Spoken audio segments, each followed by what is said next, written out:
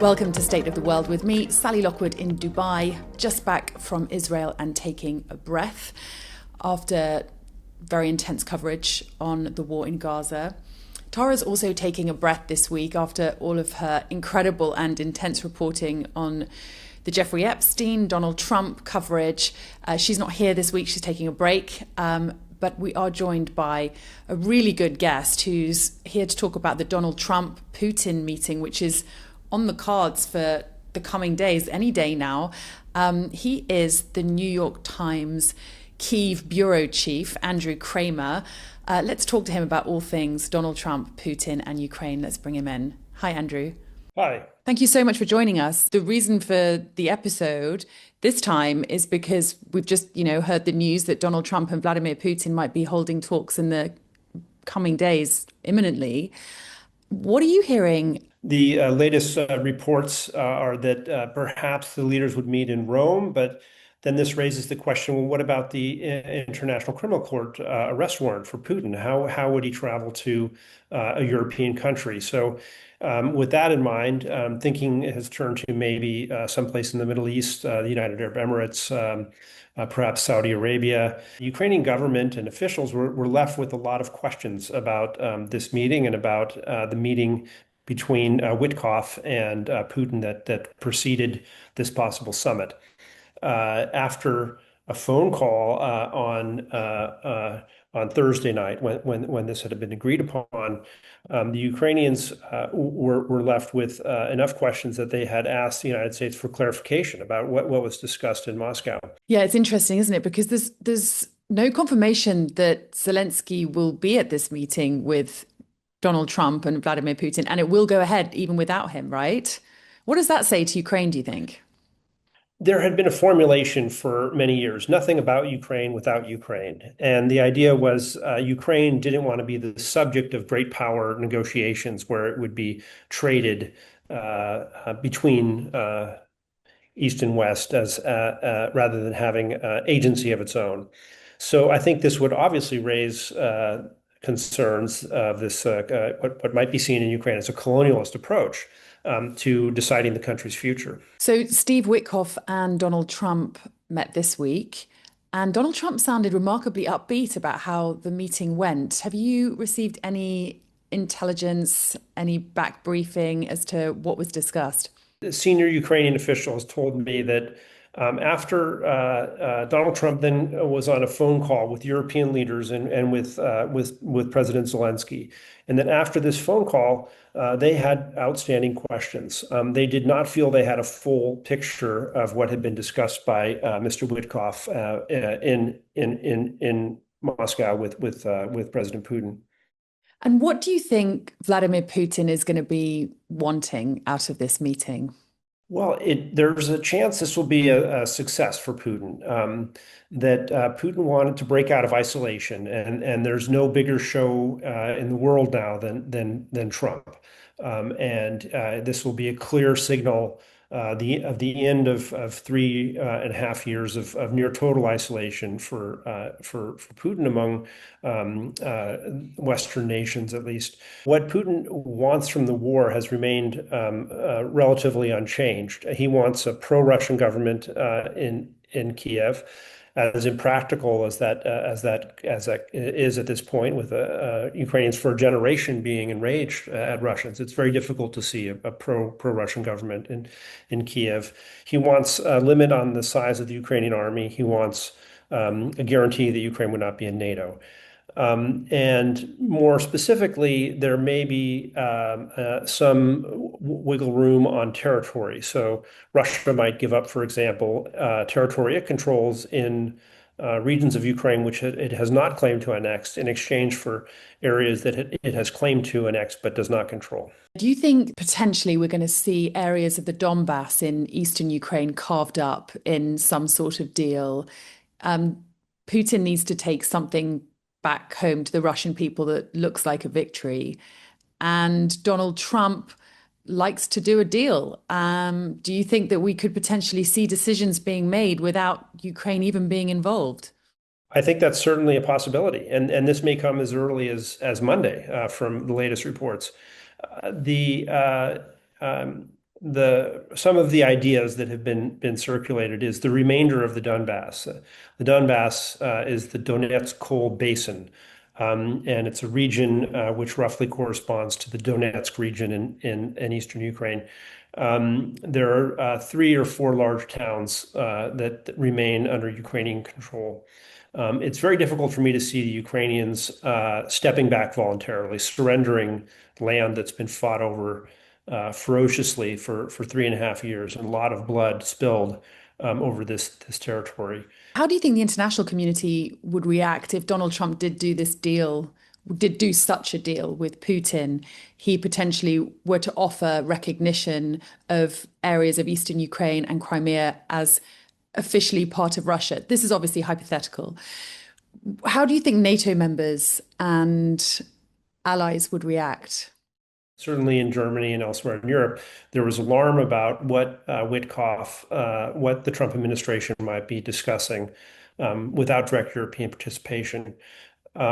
We saw a report in a Polish newspaper of potential recognition under an arrangement that would delay any permanent status for 50 years or for 99 years. There's no confirmation of that, but these ideas are circulating in Europe, and I think they're concerning if they're negotiated without Ukrainian buy-in, because obviously it would be the Ukrainian government which controls the Ukrainian army, the second largest army in Europe, a very despite its exhaustion, a very potent fighting force, and this would have to be agreed obviously with the Ukrainians in order to make an actual deal. And just describe how things are in Ukraine at the moment. You know, when Donald Trump came to office, he was very vocal about how he thought he would do a deal and, stop the war in Ukraine very quickly. Obviously, that hasn't happened. And if anything, it's airstrikes on Ukraine, which happen every night, have just got worse and intensified. I mean, in Kyiv, 31 people were killed the other night. The war is more complicated than Trump maybe anticipated, and even Putin has said this, that there were inflated expectations of a quick solution. That's obviously because he wants to continue until he's achieved his goals. In Ukraine, the mood is certainly one of exhaustion. People are ready for this war to end. There's hardly a family in Ukraine that hasn't lost a loved one or knows close friends who've suffered in the war. People are more than ready. Nobody more than Ukrainians are ready for this war to be over.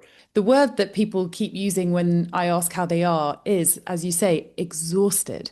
Not just exhausted from years of war, but also because they have broken night's sleep every night with air raid sirens and drones flying over, because you can hear them, right?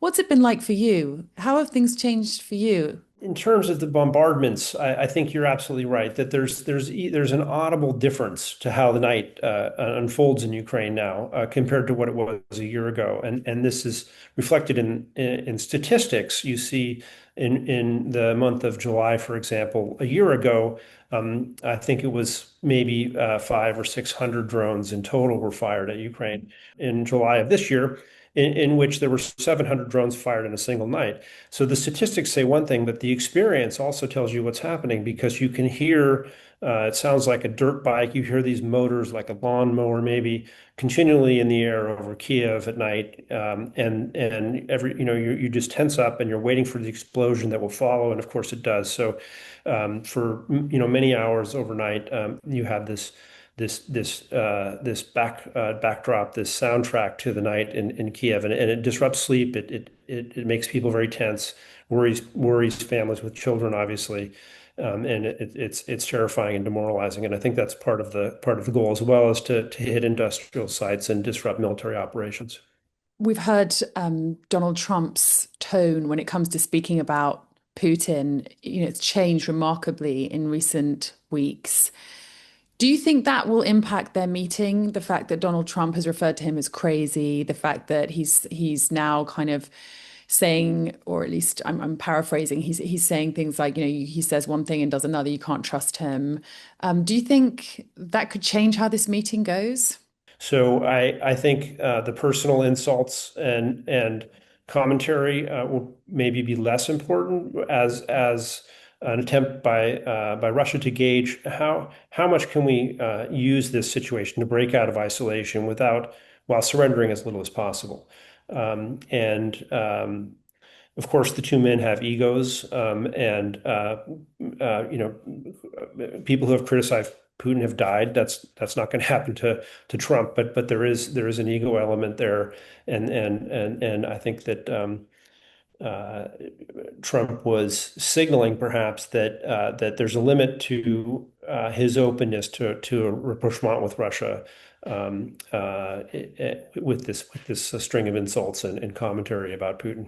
I spoke to someone else in Ukraine recently who said, we don't even watch the updates anymore when there's going to be some announcement about Ukraine. It just doesn't make any difference to us in terms of what we're experiencing here. We still get bombed every night. We still have to run down to bomb shelters every night. What is the sense in Ukraine in terms of the confidence and trust when it comes to Donald Trump doing some sort of deal? Polls show he is disliked broadly in Ukraine, Trump. There was hope initially that his diplomacy would bring an end to the war. Generally, I would certainly agree with you that many Ukrainians don't have faith in this peace process or any other, and that the strategy going forward really is one of technology to try to improve drone interceptor technology and air defense technology. And also the way that the front has become very dominated by drone warfare, and it's exceedingly difficult for Russia to advance and very, very costly in lives. So the war could end in a stalemate and an effective air defense in place for Ukraine, and you could see this tapering out. So I think Ukrainians are trusting in their army and in as best they can and what technology they can get a hold of.